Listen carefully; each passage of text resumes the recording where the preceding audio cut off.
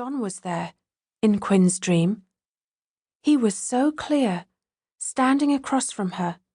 It couldn't really be a dream, could it? She could see every detail of his face and body, outlined in moonlight. It was cold. They were outside. His breath was clouding the air, and she felt the deep chill herself, sinking into every muscle. Yet somehow she was able to ignore the discomfort, keep the sensation of cold distant, as though it were of so little importance. She could pretend it weren't there.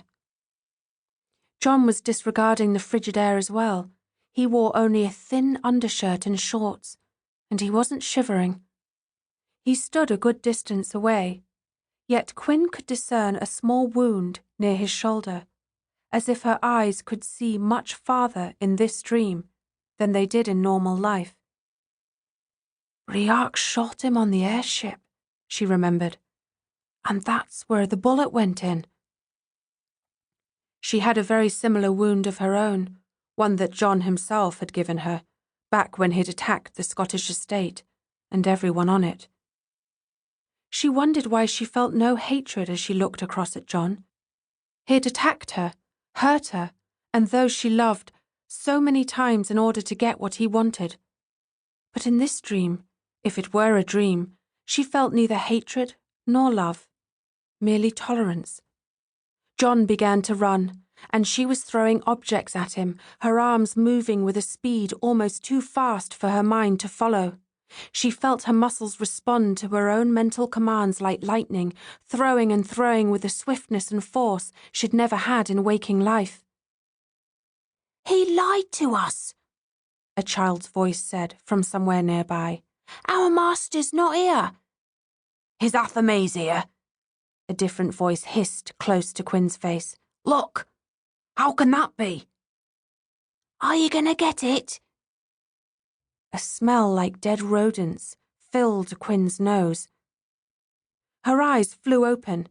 She was lying on the hospital bed next to Shinobu, and someone was there, leaning over her. Dirty hands were sliding toward the waistband of her trousers. Quin's arms came up the moment she understood what was happening, and she knocked the intruder away. He staggered back, but quickly lunged for her again. Quin grabbed his shoulders and held him off as his hands ripped at her waist. "Give it back!" the attacker hissed, his closeness bringing the overpowering smell of dead animals to her nose again. He was after the Athame. She'd tucked it out of view down her waistband as she fell asleep next to Shinobu, but the handle was visible, and the intruder was about to get hold of it. She pushed harder against his shoulders, keeping him at bay. "Stop!" he spat. He was strong. He changed tactics and reached for her throat instead. He was younger than she'd thought at first, maybe 15, with bright, cruel eyes the colour of coal, and matted hair that might have been dark brown, but was so dirty it appeared grey. His fingers scrabbled around her neck as she struggled to thrust him off. Quin scanned the room to take in the full setting of the attack. Someone else was there. A boy, younger than the first, maybe 12 years old, was dancing from foot to foot in the dim, nighttime lights, waiting for his chance to help. He looked fair and freckled, but just as dirty as his companion.